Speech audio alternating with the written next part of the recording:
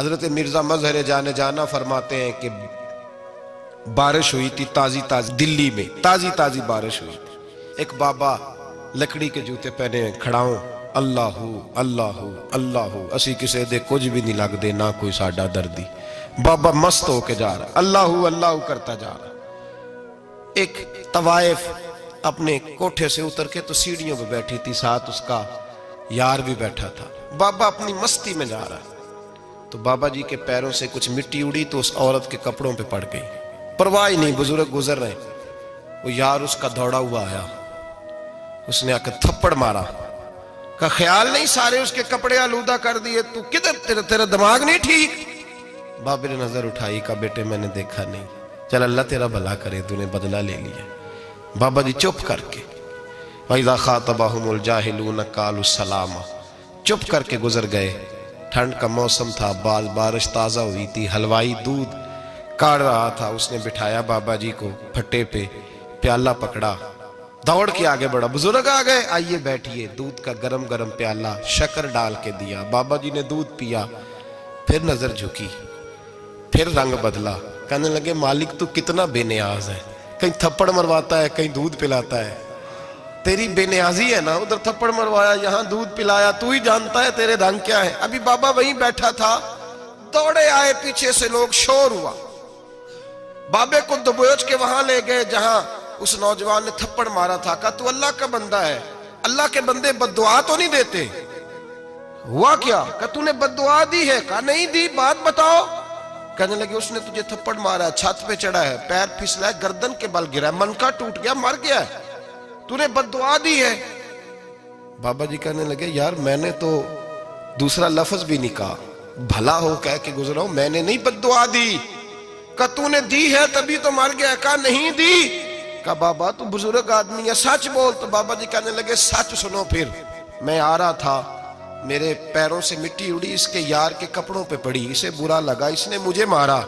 जब इसने मुझे मारा तो मैं कोई लवारस तो नहीं था, जब इसने मुझे मारा तो मैं कोई लवारस तो नहीं था, मुझे दुश्मनों न छेड़ो, मेरा है कोई जहां में, मैं अभी पुकार लूंगा, नहीं दूर है मदीना।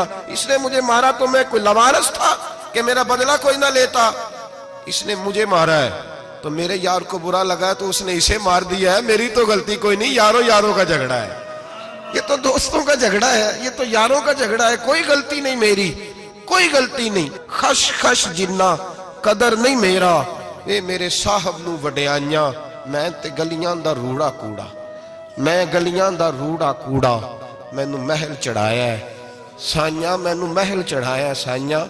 फरमाया इसने मुझे लवारस समझा था कि थप्पड़ मार के गुजर जाए, मेरा को पूछेगा ही नहीं। मेरे रसूल पाक अलैहिस्सलाम के बारे में रब फरमाते हैं अभी मैं तो तेरे होते हुए काफिर को सजा नहीं देता कि तू मौजूद है। याद रखें, हजरत फुज़ैल बिन अय्याज़ फरमाते हैं एक जवान था, मस्जिद में आया, लोगों से कहने लगा रोटी खिलाओ, किसी ने तवज्जो ना की। उसने कहा मैं रब रब बताने वाला हूं, मेरी तरफ देखो तो सही। किसी शख्स ने ख्याल ही ना किया। फिर उसने कहा यार थोड़ा सोचो, नमाजियों से कहा, अहले इलाका से कहा, उन्होंने कहा तेरी तरह के बड़े दरवेश देखे। मस्जिद के मेहराब में वो रब करीम का बंदा इंतकाल कर गया। जब फौत हो गया ना, लोगों का मिजाज है, बीमार को दवाई नहीं देते, जनाजे पे वक्त पे पहुंच जाते। जब कोई गिर रहा होता है तो सहारा कोई नहीं देता, जब कोई गिर जाता है, टांग टूट जाती है तो तीमारदारी को जमाना पहुंच जाता है। और बुजुर्ग वो नौजवान अल्लाह का नेक बंदा मस्जिद के मेहराब में फौत हो गया। हजरत फुज़ैल इब्न अय्याज़ कहते हैं इमाम साहब ने ऐलान किया चंदा दो, कोई लावारस फौत हो गया, कफन देना। चंदा इकट्ठा हुआ, कफन खरीदा, जनाजा पड़ा, इशा के बाद दफन करके आए।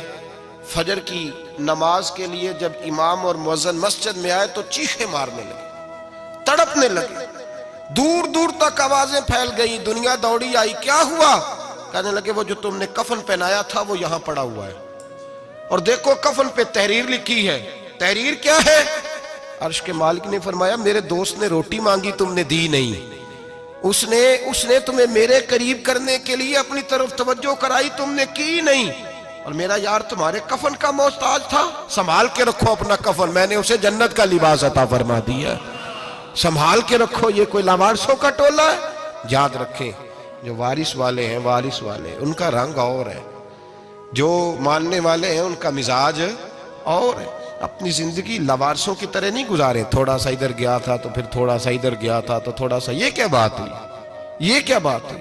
अपने आप को, अपनी निस्बत को, अपने अकीदे को मजबूत रखें। 1 इंच के लिए आला हजरत फाजिल बरेलवी रहमतुल्लाह अलैह के मकान की दीवार गिर गई। एक कोना मकान का, आप जानते हैं पुरानी दीवारें छोटी होती थी और बारिशों में अक्सर घरों की दीवारें गिरी हुई होती थी। एक साइड की दीवार गिर गई तो उस कोने में हिंदुओं का घर था। अब मिस्त्री साहब रात को आए, उनसे बात हुई तो कहने लगे सवेरे काम शुरू करूंगा। कहा 1-2 साहब ने कि हिंदुओं का घर साथ है और वो दुश्मन भी बड़े ज्यादा हैं, तो रात को ही हो जाए। कहने लगा जी नहीं, मेरी मजबूरी है, मजदूर कहां से लाऊंगा, बड़े मामलात हैं, सवेरे शुरू होगी।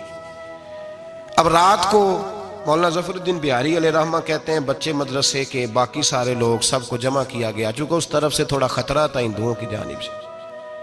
कहा जनाब ये बड़े दुश्मन है इस्लाम के, तो इस तरह करो कि 2-3 बच्चों की ड्यूटी लगाएं या कुछ लोगों की यहाँ रात को पहरा दिया जाए। ठंड भी बड़ी ज्यादा थी, खड़ा होना भी मुश्किल था। आला हजरत रहमतुल्लाह अलैह शाह की नमाज के बाद जल्दी उजरा खास में तशरीफ ले जाते थे। उस रात जब देखा ना बाहर शोर हो रहा है तो उसी तरह सर पे एक रुमाल लपेटा तो बाहर आ गए। कहने लगे क्या शोर है? कहा हुजूर सर्दी जरा ज्यादा है तो यहाँ किसी की ड्यूटी लगानी है पहरे की। 2 मिनट खामोश रहे, फिर फरमाने लगे कोई जरूरत नहीं, जाओ सो जाओ सारे जाके, कोई जरूरत नहीं, जाओ अपने अपने घरों को, कोई आदत नहीं, पहुंच जाओ। कहा हुजूर मेहरबानी करे, वो तय होने लगा था। फरमाया मेरी वजह से क्यों कोई सारी रात बेदार रहे, जाओ तुम्हें कहा ना आराम करो। लोग सो गए। सुबह फजर की नमाज पढ़ के आला हजरत रहमतुल्लाह ताला अलैह जब सीढ़ियां उतर रहे थे रजा मस्जिद की, तो वो जिस हिंदू की जानिब से ज्यादा खतरा था वो सीढ़ियों पे बैठा था, मस्जिद की सीढ़ियों पे। सब लोगों की तवज्जो हो गई। कहने लगा मौलाना मैं कलमा पढ़ने आया हूं, मुझे कलमा पढ़ा के मुसलमान कर दो, मैं कलमा पढ़ने आया हूं, मुसलमान करें। लोगों की तवज्जो, आला फरमाने लगे नहीं अभी तो इंतजार कर, थोड़ी देर के, अच्छी तरह सोच ले, जज्बाती फैसला ना कर कि तू आ रहा है। ये कह के जब 2 सीढ़ियां नीचे उतरे उसके पास से तो उसने पैर थाम लिए। कहने लगा अब ऐसे तो ना करो, रोने लगा। आला हजरत रहमतुल्लाह ने कलमा पढ़ाया, कुछ बातों की नसीहत फरमाई, तशरीफ ले गए। घेरने वाले घेर के बैठ गए। कहने लगे हमें भी बता बदला कैसे है। कहने लगा दीवार गिर गई, आधी रात के वक्त, आधी रात तक इंतजार करता रहा, पहरेदार कोई नहीं, तो 2 तलवारें लेकर जब मैं इनके मकान की जानिब बढ़ा, मैंने कहा आज गर्दन काटूंगा और काट करके निकलूंगा। कहता है जब मैं करीब आया तो 2 शेर खड़े थे, ऊपर से पलट के आया तो फिर खड़े थे, इधर से पलट के आया तो फिर खड़े थे। फरमाते हैं मैं 2 घंटे के बाद आया तो फिर पलट के खड़े थे, मैं फिर 1 घंटे के बाद आया, शहरी का वक्त हो गया तो फिर पलट के खड़े थे। अब मैं डर के भागा। कहते फाजिल बरेलवी ने अपनी खिड़की से मुंह बाहर निकाला। कहने लगे और कितना तजर्बा करेगा, मुझे तू लावारिस समझता है? लावारिस हूं मैं, और कितना तजर्बा करेगा, बस कर मान जा। मैंने कहा हुजूर ये कौन है, मुझे बताइए तो सही ये कौन है। तो कहने लगे मैंने सारी जिंदगी रसूलुल्लाह की अजमत का दिफा किया है, सारी जिंदगी गौसे आजम के नारे लगाए हैं। अभी तो ये मदद सिर्फ गौस पाक जैलानी की भेजी हुई है, अभी तो गौसे आजम की भेजी हुई मदद है। मौला अली अभी पीछे हैं, 2 जहां के महबूब अभी इससे पीछे हैं, वो तो अभी पीछे हैं, पीछे खड़े हैं कि जरूरत पड़ी तो हम भी तैयार बैठे हैं। ओ भाई आज रिवाज हो गया, रिवाज। मैंने 2-4 दिन पहले भी कहा था, लोग कहते नहीं कोई नहीं जरूरत, सामने सारा कुछ नजर आ रहा है। ओ खुदा के बंदो याद रखो, निस्बत है बड़ी चीज, जाने तवो दो में। अगर किसी को निस्बत मुयस्सर आ गई ना, निस्बत, खाली दामन ही मिल गया, तेरे हाथ में कुछ है तो होनी चाहिए ना, खाली दामन ही तुझे किसी का मुयस्सर आ गया तो तू बच गया। अपनी निस्बतों की हिफाजत करें, इनको मजबूत करें, इन पर मेहनत करें, इन पर तवज्जो रखें। ये निस्बत जो होती है ना, निस्बत, ये देखे ना एक गत्ता है, आम किताब को लगा हुआ है तो जहां मर्जी रख दो, उसकी कोई कदर नहीं। लेकिन जो गत्ता कुरान मजीद को लग गया है उसको बगैर वजू छूना जायज है। एक पट्टे पे ईंट बनी है जो बाथरूम में लग गई, वहां बगैर जूते के जाया नहीं जा सकता, और जो मस्जिद में लग गई वहां जूते पहन के जाया नहीं जा सकता। ये निस्बत है बड़ी चीज। अगर मुयस्सर आए नसीब हो, अपनी निस्बत को मजबूत करके रखा करें, इसकी जौलानी का मुजाहरा किया करें।